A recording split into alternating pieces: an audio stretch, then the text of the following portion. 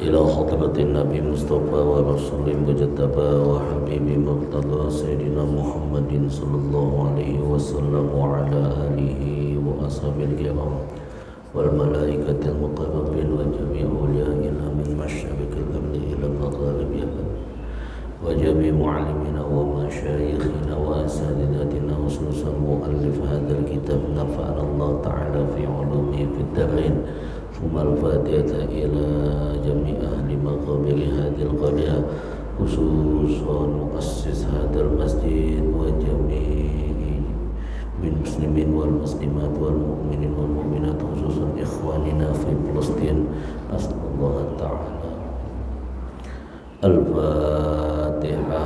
أعوذ بالله من الشيطان الرجيم. بسم الله الرحمن الرحيم. الحمد لله رب العالمين الرحمن الرحيم مالك يوم الدين إياك نعبد وإياك نستعين اهدنا الصراط المستقيم صراط الذين أنعمت عليهم غير المغضوب عليهم ولا الضالين. اللهم صل وسلم وبارك عليه يا ربي بالمصطفى بلغ مقاصدنا واغفر لنا ما مضى يا واسع الكرم يا ربي بالمصطفى بلغ مقاصدنا واغفر لنا ما مضى يا واسع الكرم. محمد سيد الكونين والثقلين والفريقين من عرب ومن عجم يا رب بالمصطفى بلغ مقاصدنا واغفر لنا ما مضى يا واسع الكرم. نبينا الآمر النهي فلا أحد أبر في قول لا منه ولا نعم يا رب بالمصطفى بلغ مقاصدنا واغفر لنا ما مضى يا واسع الكرم. هو الحبيب الذي ترجى شفاعته لكل هول من الأهوال مقتحم يا رب بالمصطفى بلغ مقاصدنا واغفر لنا ما مضى يا واسع الكرم. اللهم صل وسلم وبارك عليه وعلى آله. Alhamdulillah, salatu wassalamu ala rasulillah Sayyidina Muhammad ibni Abdillah wa ala alihi wa ashabihi wa man tabi'al huda amma ba'du. Qala ta'ala yarfa'illahu alladhina amanu minkum walladhina utul ilma darajat. Wa qala an-nabi sallallahu alaihi wasallam talabul ilmi faridatun ala kulli muslimin wal muslimat kama qala Rasulullah sallallahu alaihi wasallam. Alhamdulillah, tama-tama kita panjatkan puji dan syukur kepada Allah di pagi hari kita bisa bertemu, bersua, bermuajahah, bersilaturahmi dalam rangka memenuhi kewajiban kita salat subuh, kemudian dilanjutkan dengan kewajiban thalabul ilmi, yang mana kita berharap kepada Allah mudah-mudahan ilmu yang akan kita pelajari nanti bermanfaat buat kita, buat keluarga kita.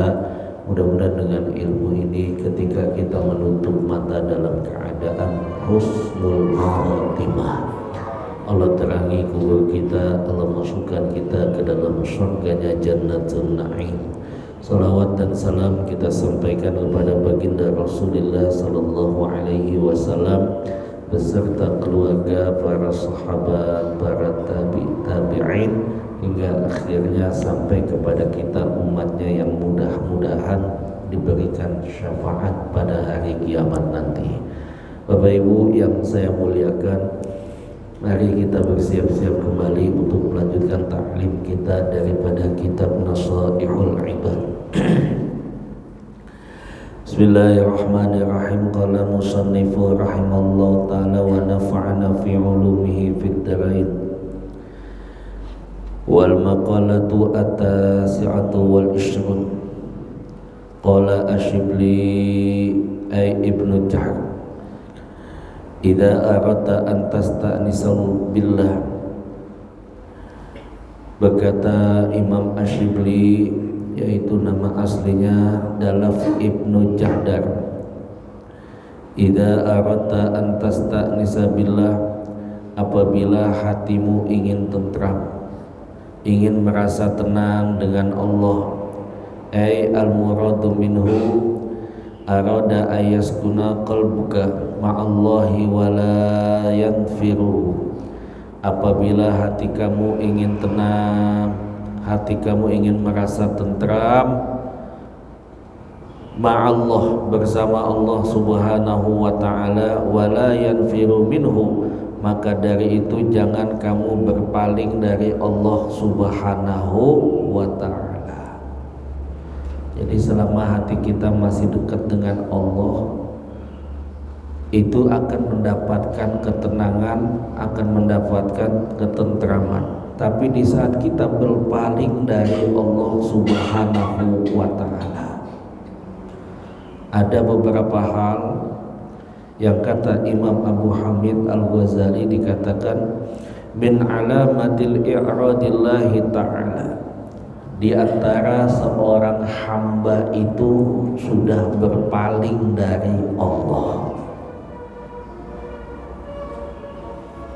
Itu ada 3. Yang pertama, ishtaghalahu bima la ya'ni. Orang itu dikasih kesibukan, tapi sibuknya tidak bermanfaat.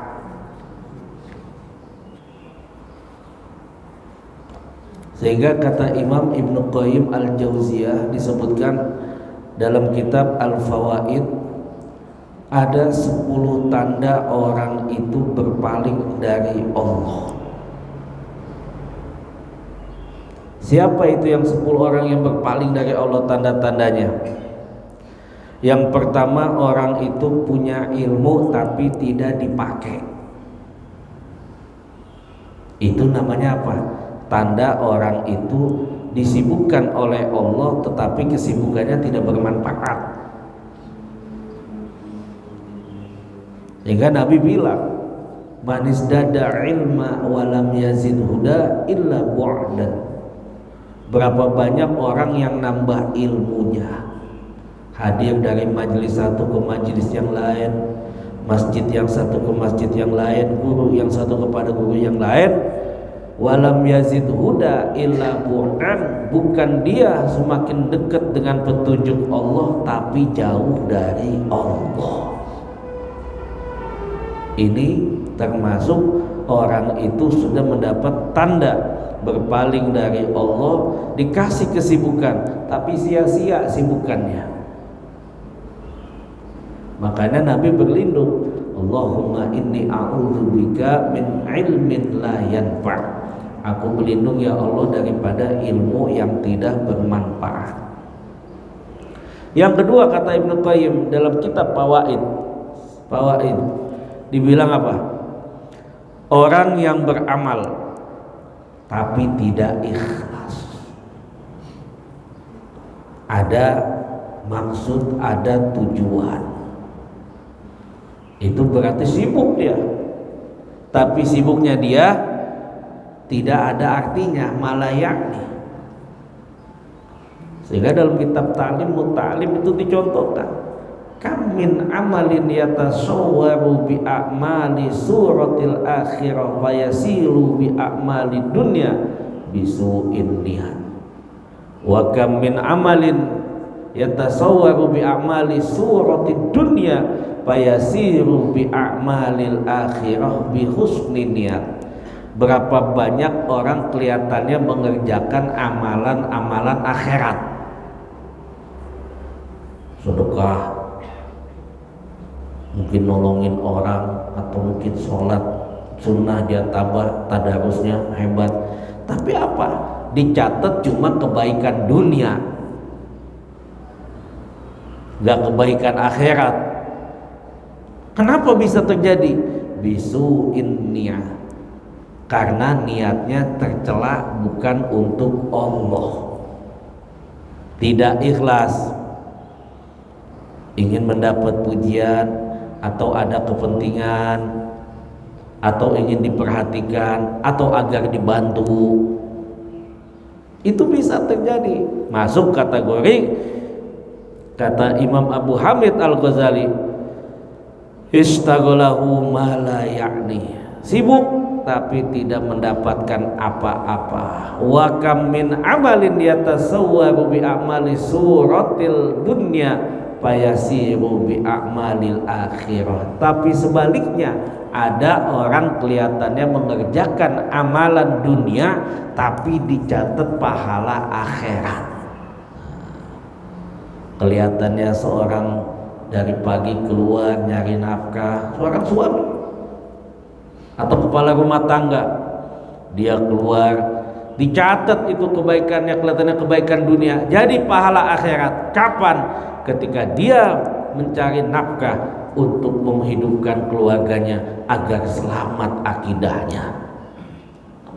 Sebab kalau fakir, kata Imam Ali, kadal faqru ayyakuna kufran, kefakiran mendekatkan seseorang menjadi kufur.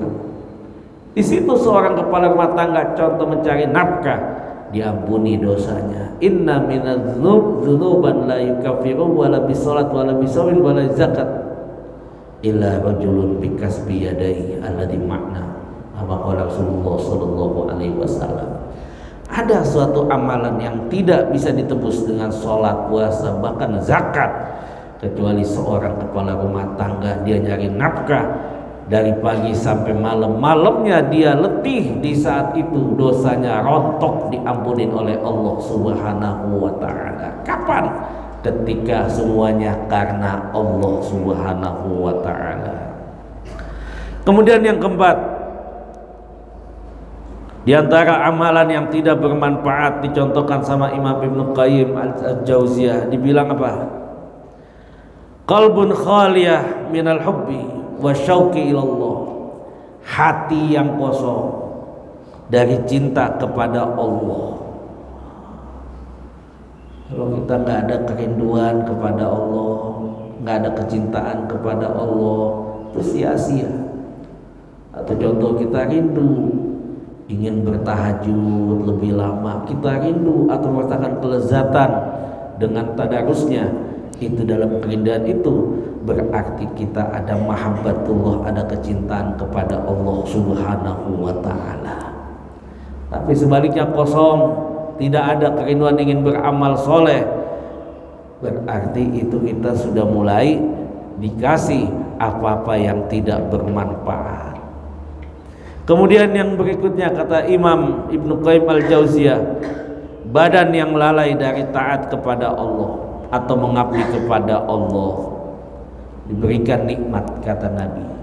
Ada dua nikmat yang senantiasa atau sering dilupakan manusia.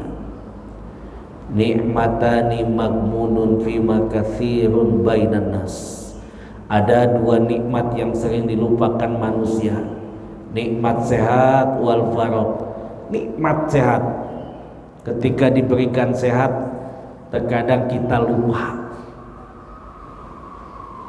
lupa untuk ibadah, padahal dalam badan kita itu ada hak. Sehingga kata Nabi sallallahu alaihi wasallam, di badan kamu ada yang harus disedekahkan. Apa sedekah badan kamu? Mendamaikan dua saudara yang bermusuhan. Apa sedekah buat badan kamu? Engkau sholat sunat 2 rakaat, itu sedekah daripada badanmu. Tapi justru orang itu dikasih nikmat sehat, dia lalai kepada Allah untuk taat, berarti orang itu sudah dikasih apa? Allah sibukkan, dia punya kesibukan, tapi kesibukannya tidak punya manfaat, tidak ada artinya. Sibuk aja ngurusin kerjaan, sehingga lupa untuk akhiratnya. Berarti apa? Itu tanda orang itu mulai dijauhkan oleh Allah Subhanahu wa ta'ala. Kemudian nikmat sehat yang sering dilupakan, nikmat waktu yang sering dilupakan atau waktu lapar. Kemudian yang berikutnya, yang keenam, kata Imam Ibnu Qayyim al-Jauziyah, di antara orang itu Allah sia-siakan amalnya, cinta di dalamnya, namun tidak ada ridho yang dia cintai, atau ngaku cinta tapi dia tidak patuh akan perintah Allah. Oh, di hadapan teman-teman kola, ini Abdullah, aku ini hamba Allah aja, lillah aja, tapi sebaliknya bukannya lillah, ada kepentingan, bukan dia cari ridho Allah Subhanahu wa ta'ala, ada maksud. Berarti apa?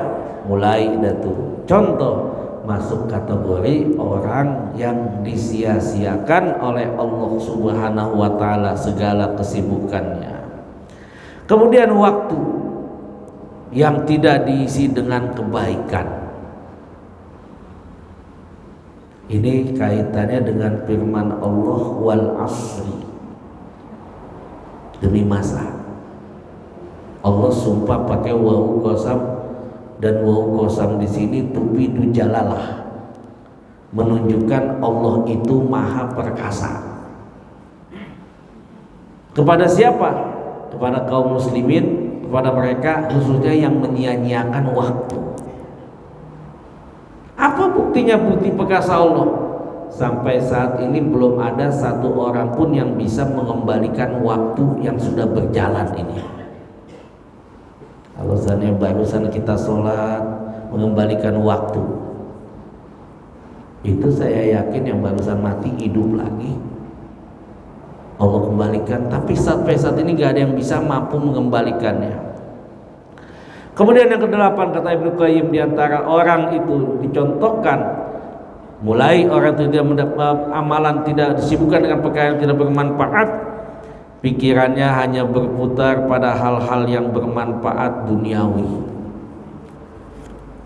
Ini kalau saya begini, keuntungan dunianya apa, keuntungannya apa, yang saya dapat apa, itu aja yang dia pikirkan.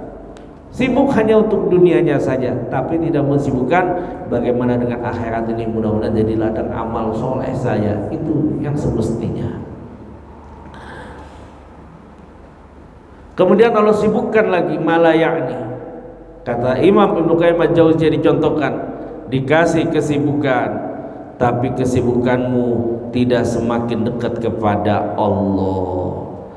Dan terakhir, kata Ibnu Qayyim al-Jauziyah, dikasih rasa takut, harap kepada makhluk, padahal dia sendiri berada di genggaman Allah. Maksudnya apa?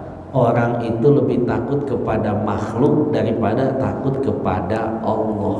Padahal semua yang kita jalani ini semuanya di genggaman Allah, bukan hanya makhluk. Kalau giliran sama manusia takutnya luar biasa karena ada kepentingan. Tapi kalau urusan dengan Allah, padahal itu berkaitan dunia dan akhirat, tanggung jawabnya, dia santai-santai saja seperti tidak ada apa-apa. Nah, ini Nabi bilang di akhir hadisnya, min husnil islamil mar'i tarkuhu ma la ya'ni. Di antara kebaikan atau ada kebaikan dalam Islam seseorang meninggalkan apa-apa yang tidak bermanfaat. Waqala Imam Muhammad Abu Hamid Al-Ghazali, kemudian dikatakan oleh Imam Abu Hamid Al-Ghazali, wa in imri'in idzahabat sa'atun min umrihi fi ghairi ma khuliqa lahu minal ibadah lijadir antatula alaihi hasratuhu. Dan diantara orang itu berpaling dari Allah Subhanahu wa ta'ala ketika kehilangan daripada umurnya untuk tidak ibadah, dia tidak ada baginya rasa penyesalan. Ini yang kadang-kadang kita menganggap waktu biasa aja, padahal Waktu itu seperti pedang. Kalau kamu nggak bisa menggunakannya, pedang itu akan menebas kamu. Berapa banyak para sahabat, di antara Sayyidina Umar, ketika tertinggal ibadah, dia tutup dengan amalan yang lain. Terbukti Sayyidina Umar ketika ketinggalan berjamaah sholat asar, beliau rela karena sibuk ngurusin kebun kormanya, menyesal, menangis. Setelah itu apa? Separuh kebun kormanya dikasih kepada Baitul Mal dengan catatan agar ibadahnya tetap sempurna di mata Allah Subhanahu wa taala. Kemudian yang ketiga, wa man zawazal arba'ina walam khairuhu ala syarihi falyatahajjar ilan nar. Kata Imam Abu Hamid Al-Ghazali, dan siapa umurnya sudah 40 tahun tapi kebaikannya tidak melebihi amal keburukannya. Ini kaitannya dengan hadis Nabi. Jadi Nabi pernah bilang, man atat alaihi arba'una sanah walam yaglib khairuhu syaruhu falyatahajjar ilan nar. Siapa yang umurnya sudah sampai 40 tahun, saya yakin di sini udah 40 tahun semua. Ada 40 di sini, lewat semua di sini. Kebaikannya kalah dari keburukannya. Kata Nabi, falyatahajjar ilan nar. Maka kamu lebih baik hijrah aja ke neraka pada usia 40 tahun. Itu apa? Saking bahayanya umur. Tahdir, tanbih dari Rasul SAW, peringatan dari Rasul. Hati-hati. Udah 40 tahun itu udah saatnya mempersiapkan. Sehingga Fudel bin Iyad pernah nanya kepada muridnya, "Kam umroka, berapa umur kamu?" Sitin. Dibilang sama Fudel bin Iyad, "Kamu umurku 60 tahun." Apa kata Fudel bin Iyad? "Kamu sebentar lagi akan meninggal dunia atau meninggalkan dunia." Oh, yang ngomong wali. Langsung lemes. Innalillahi wa inna ilaihi rajiun. Ditanya lagi, "Atadri mana innalillahi wa inna ilaihi rajiun?" Gak tahu. Ana lillah abdun, faman alima ana lillah abdun falyu'idda su'al jawaban. Aku milik Allah. Siapa yang sadar kalau dia milik Allah, hendaknya dia mempersiapkan soal yang akan ditanya oleh Allah. Jangan dikira kita nggak dipertanggungjawabkan. Sehingga kata Nabi apa? Di usia 40 tahun itu disebutkan yukbaru ibnu Adam wa yukbaru ma'ahu itsnaini hubbul mal wa tulul umri. Anak Adam ketika semakin bertambah umurnya, maka orang itu bertambah besar juga, dan selalu melekat sama orang itu hubbud dunia, terlalu cinta dunia, atau hubbul mal, cinta harta. Jangan dikira orang kalau udah umurnya 67 udah gak mau pengen harta, tetap itu semakin besar lagi nafsunya. Contoh, ada orang sudah tua ditawarin, udah umur 70 atau 60 tahun, dia itu punya jago lobby, disuruh ngelobi, tolong lobby tanah yang di sana, yang tahu bapak, yang kenal bapak. Kira-kira jalan gak tuh? Jalan. Kenapa? Lebih besar lagi nafsunya kalau nggak ada difilter atau tidak dikontrol. Apa yang diinginkan? Yukbaru ibnu Adam wa yukbaru mau itnaini, atau dikatakan wa yabqa mahu itnaini dalam riwayat yang lain.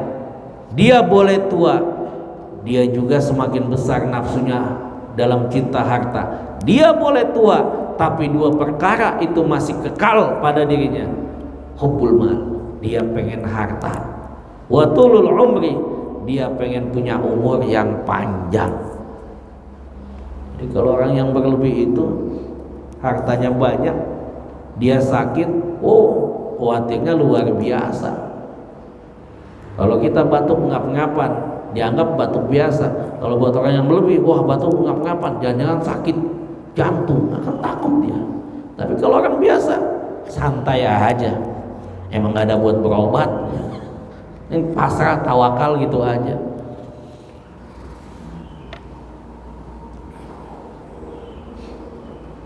Maka apabila Allah ingin menghinakan, waqala Imam Hasan Al-Basri, hanu alaihi fa'asau. Berkata Imam Hasan Basri, apabila seseorang Allah mau hinakan, orang itu di hadapan Allah bermaksiat. Hati-hati ketika kita mau bermaksiat, apakah mau ngebohong atau mau menyakitin orang atau kita mau melakukan sesuatu yang tercela, hati-hati. Itu kata Imam Hasan Basri, tidak terasa orang itu ketika berdurhaka kepada Allah atau setelah durhaka kepada Allah, tidak terasa orang itu hakikatnya Allah lagi hinakan. Walaupun kecil, kita lagi enak-enak ngobrol, ngopi, ngalor ngidul, nyerempet-nyerempet ngomongin si Anu. Tadi malam 17-an giliran dia yang main, gue gede banget. Padahal niatnya mau senang-senang, happy, nggak terasa. Berarti apa? Ahanullah, fa'asau. Kata Imam Hasan Basri, apabila Allah ingin menghinakan orang itu, dia dibikin maksiat. Gampang itu. Walau azzu alaihi la'asamahum. Sekiranya mereka mulia atau mau Allah muliakan, maka Allah akan menjaga mereka. Wa idza hanal 'abdu 'ala Allahi lam yukrimhu ahadun. Apabila seorang hamba telah dihina oleh Allah Subhanahu wa taala, maka seorang pun atau tidak ada seorang pun yang mau memuliakannya. Nauzubillah. Terus dosa. Kata mufassirin, kita ini dikasih rahmat 3. Apa buktinya? Ini berkesimpulan dari kisah Nabi Adam ketika diturunkan dari surga. Nabi Adam ketika makan buah, sebelum makan buah khuldi, kena tegur, wala taqrabah hadhihi syajarah, hai Adam dan Hawa, jangan deketin pohon ini. Masih di surga. Ketika mengambil, memetik, masih di surga. Berarti apa? Deketin masih dikasih rahmat, metik masih dikasih rahmat, masih dalam surga. Ketika makan baru dicabut rahmat yang ketiga, diturunkan dari surga ke dunia. Makanya kalau ada maling baru pertama kali ketangkep, dia bilang apa? Saya baru pertama kali mencuri. Bohong.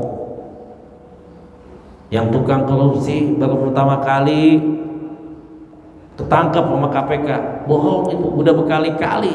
Karena kenapa? Udah pengalaman, dicabut itu rahmatnya sama Allah, dibuka. Wa idza ahanal abdu 'ala Allah lam yukrimhu ahadun. Apabila seseorang hamba telah Allah hinakan, maka tidak ada seorang pun yang mau memuliakannya. Hati-hati. Itu tingkatan yang paling tinggi. Ketika Allah udah cabut kemuliaannya, bisa jadi Allah akan hinakan. Lalu diantara orang yang dimuliakan oleh Allah apa? Orang yang dimuliakan oleh Allah itu idza aradallah, apabila Allah ingin bi abdihi khairan, ingin Allah itu memberikan kebaikan kepada hambanya, istakmalahu, orang itu dibikin sibuk oleh Allah Subhanahu wa taala. Kaifa yastamiluhu? Sahabat nanya. Yuwaffiquhu li amali shalih qabla al-maut. Orang itu dikasih taufik, orang itu dikasih kemudian dikasih kemudahan untuk beramal soleh sebelum meninggal dunia. Di usia tua kita dikasih kemudahan oleh Allah untuk beramal soleh. Bisa jadi cara Allah itu ingin memberikan kebaikan kepada kita. Tapi sebaliknya, di saat itu Allah menghinakan hambanya, seorang pun tidak akan memuliakannya. Ini ditegaskan oleh Allah, wa may yuhinillah fama lahu min mukram. Apabila seorang hamba telah Allah hinakan, maka tidak akan satu orang pun yang akan memuliakan orang tersebut.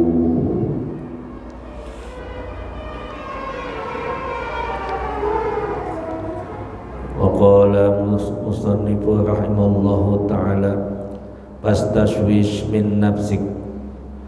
Maka dari itu perbaiki kecintaan terhadap dirimu. Ay muradu minhu faqta mawaddati nafsik. Maka dari itu maksudnya apa? Putuskan kesenangan hawa nafsumu. Nafsu bagian daripada makhluk Allah. Jadi saya pernah bilang, nafsu ini setelah diciptakan, nafsu ditanya sama Allah, siapa kamu? Akal ditanya, siapa kamu? Kalau giliran nafsu yang ditanya, sombongnya luar biasa. Aku adalah aku, engkau adalah engkau, sambil ngebelakangin Allah. Tapi kalau akal ditanya, aku adalah hambaku, hambamu, engkau adalah Tuhanku. Akhirnya apa tuh nafsu? Nafsu dibuang ke neraka selama ribuan tahun. Dipanggil lagi, siapa kamu? Aku adalah aku, engkau adalah engkau. Itu nafsu masih keras kepala. Dilempar lagi ke neraka sampai ribuan tahun. Dipanggil lagi nafsu, aku adalah engkau adalah engkau. Dilempar ke neraka yang tidak ada makanannya. Padahal makanan api neraka kayu bakar dari api. Tapi nafsu masih keras kepala. Dipanggil yang ketiga, nafsu loyo. Aku adalah hambaku, hambamu, engkau adalah Tuhanku. Kenapa? Nafsu itu baru bisa kalah, bisa tunduk ketika perut dikosongkan atau orang itu dengan cara berpuasa. Wa qala Imam Muhammad Al-Ghazali, as-sa'adatu kullaha fi ayyamlika rajulu nafsahu. Seorang itu dikatakan bahagia ketika dia mampu mengendalikan nafsunya. Dia bisa mengendalikan nafsu, itu orang yang bahagia. Satu contoh, orang yang qanaah. Orang yang qanaah itu hakikatnya orang yang kaya, bahkan dia lebih kaya dari raja. Dia tidak punya apa-apa, tapi dia pandai bersyukur. Fa anta malikud dunya, maka engkau raja di antara dunia ini. Sebab kenapa? Dia bersyukur. Ridho bi qadaillah, taslim li amrillah, ilman annama indallah khairun lil abrar. Dia ridho dengan ketetapan Allah, dia pasrah yang diberikan oleh Allah, ilman, dia yakin apa yang dikasih oleh Allah itu yang terbaik ketetapannya. Kalau udah seperti itu, aman. Dia ridho, gak iri sono sini, gak pengen ini, gak pengen itu. Kenapa? Itu yang terbaik dari Allah. Tapi sebaliknya ketika orang itu udah berada, dikasih berlebih, tapi dia tidak bisa mengendalikan nafsunya atas syukurnya, maka orang itu akan merasa kurang dan tidak akan pernah cukup. Wa syaqawatu fi ayyamlikahu nafsahu. Adapun sengsara itu ketika seseorang dikuasai nafsunya. Orang yang diperturutkan hawa nafsunya, sehingga kata Nabi, salasun minal muhlikat, 3 perkara orang itu celaka. Apa? Hawaun muttabaun.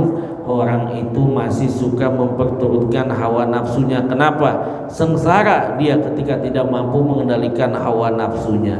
Makanya disuruh tadi dalam definisi tentang akal dan juga nafsu. Dibilang nafsu itu disuruh berpuasa, disuruh ditahan. Dia dalam sebuah riwayat selesai perang Badar. Ini hadisnya dhaif, namun buat fadhailul a'mal boleh dipakai. Itu disebutkan roja'na min jihadil asghar ila jihadil akbar. Buat tamsil aja. Kami telah pulang dari jihad yang kecil. Pada saat itu perang Badar, padahal perang Badar perang yang hebat. Tapi ada yang lebih hebat lagi. Jihadun nafsi. Jihad mengendalikan hawa nafsu itu yang paling berat, yang paling berbahaya. Makanya ada Thariqul Khalas. Ibnu Mulkin Asy-Syafi'i mengatakan ada untuk mengobati nafsu kamu, yang terpenting dalam mengobati nafsu kamu. Kata Ibnu Mulkin Asy-Syafi'i, pengikut Imam Syafi'i, yang pertama disuruh puasa. Itu nafsu ibarat kayu yang kering sementara makanan bahan bakarnya. Yang kedua, kurangin tidur. Bukan berarti kurang tidur itu banyak begadang, bukan. Kurangin tidur, isi dengan banyak berzikir atau qiyamul lail. Makanya dipesan sama Rasul, alaikum min kibi qiyamil lail fa innahu da'bus solihin qablakum huwa qurbatun ilallah wa mukaffiratun lissayiat wa manhatul lil ismin. At-Tirmidzi fi sunanihi. Kata Nabi sallallahu alaihi wasallam, hendaknya kamu biqiyamil lail, jaga sholat malam. Makanya kiai-kiai kepada santrinya mesen, kepada siapapun yang megang pesantren disuruh pesen, ketemu muridnya, jaga tahajud kamu walaupun cuma 2 rakaat. Jaga tahajud kamu. Kenapa? Karena Nabi mesen, fa innahu da'bus solihin, sesungguhnya ini amalan-amalan orang soleh sebelum kamu. Jadi pernah suatu ketika itu para sahabat datang berdakwah ke Damaskus. Damaskus itu sekarang Syria.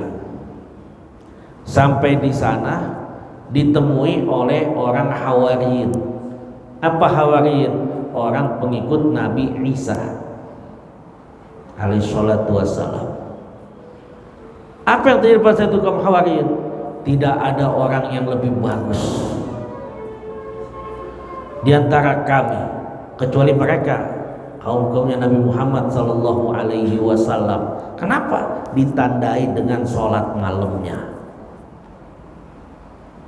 Sehingga dibilang sama Nabi, man kasurat sholatuhu fil lail hasuna wajhuhu fin nahar.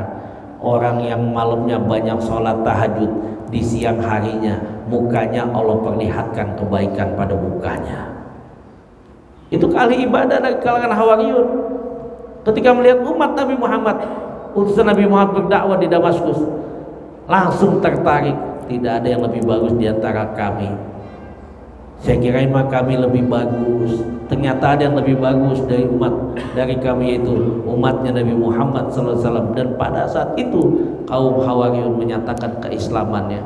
Sehingga Nabi bilang, alaikum biqiyamil laili, hendaknya kamu menjaga sholat malam. Fa innahu da'bus solihin. Pak di sini litakib, sebab itulah yang dikerjakan oleh orang-orang soleh qablakum, huwa qurbatun mila rabbikum, yang demikian akan menambahkan dekat kamu kepada Allah, wa mukaffiratu lisayiat, sebab tahajud kamu, dosa kamu diampuni oleh Allah Subhanahu wa taala, wa manhatul lil itsmi. Nah, ini yang terakhir, sebab kamu bertahajud, kamu akan menjauhkan diri dari dosa. Hadis riwayat Imam At-Tirmidzi fi sunanihi. Su'ila Asy-Syibli ba'da mautihi an halihi fi manami faqala Qala Allahu li ya Aba Bakrin ay Imam Ibnu Jahar atau Imam Asyibli fi manami atadri bima ghafartu laka qultu bi salihi amali qala la qultu bi ikhlasi ubudiyati qala la qultu bi haji wa saumi wa salati qala la qultu bi hijrati li salihin wa li talibil ilmi qala la qultu ilahi fabima wa qala atadkuru hina kunta tamshi fi wardi Baghdad fawajatta huratun saghirah qad adafaha al-burda wa hiya tazwi min shiddatihi fahattaha. Kata Imam Asyibli setelah wafat itu ada yang mengimpikan, ditanya pada saat itu sama yang ngimpi, ngelihat keadaan Imam Asyibli, nanya sama Imam Asyibli, bagaimana keadaan kamu? Ditanya, aku pernah ditanya oleh Allah, tahu nggak sebab apa kamu diampuni oleh aku? Kata Allah gitu. Dijawab sama Imam Asyibli, karena aku punya amal soleh. Kata Allah, bukan. Karena aku ikhlas dalam ibadah, bukan. Kata Allah, bihaji wa saumi wa sholati, karena aku haji dan puasaku, bukan lagi. Kata Allah. Imam Asyibli jawab lagi, karena aku telah hijrah bersama orang soleh dan nuntut ilmu di dalamnya, bukan juga. Kan bingung kita, apa lagi? Kebaikan udah seperti semua. Qultu ilahi pabima, ya Rabb, apa jadinya? Tahukah kamu, ingatkah kamu ketika engkau menelusuri di Baghdad, kamu nemuin ada anak kucing yang kecil, di saat itu tidak berdaya, qad afaha burdah, dalam keadaan dingin, wahia tazwi, kemudian engkau selimuti dan kamu ambil. Di saat itulah rahmatan laha wa adkhaltaha fi furwin kana alaika wiqayatan laha, dan sebab engkau selamatkan anak kucing yang kedinginan dalam keadaan lapar, di saat itulah engkau selimuti dengan jubahmu yang tebal. Betul, kata Allah dalam mimpi itu. Faqultu na'am bi rahmatika, dan sebab itulah kasih sayangmu, litilka hizzah rahmataka, sehingga kucing itu pun tertolong dan Allah pun sayang kepada kamu. Ini biar kita tahu, kadang-kadang ada amalan yang kecil yang mengatakan kita masuk surga. Ini Imam Asyibli seorang wali, diimpikan, disebutin amal apa yang bisa masuk surga, ternyata kecil. Amalannya apa? Cuma nolongin anak kucing yang kedinginan hampir mati. Sehingga apa? Turun rahmat Allah, dimasukkannya ke dalam surganya. Terus sampai seperti itu. Bahkan pernah Imam Syafi'i bermimpi kepada Imam Abu Hamid Al-Ghazali, nanya, bagaimana perlakuan Allah kepada kamu? Sebab apa kamu dikasih rahmat Allah?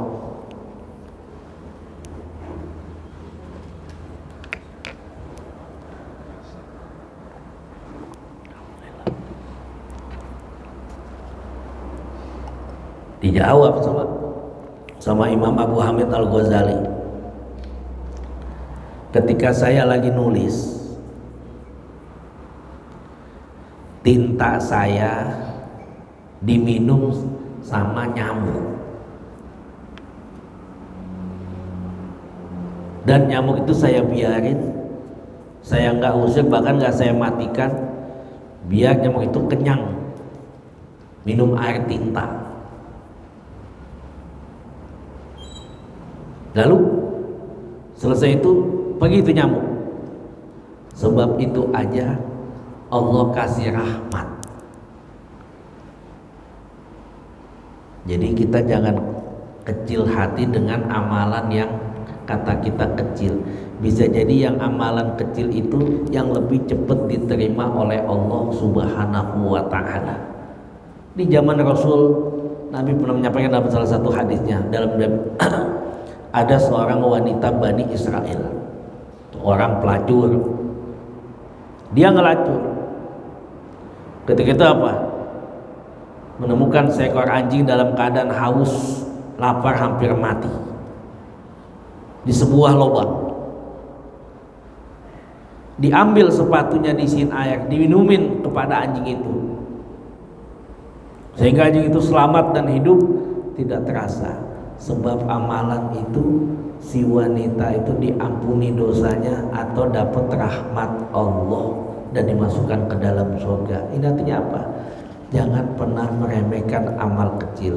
Bisa jadi amalan yang kecil itu yang langsung diterima oleh Allah Subhanahu wa ta'ala.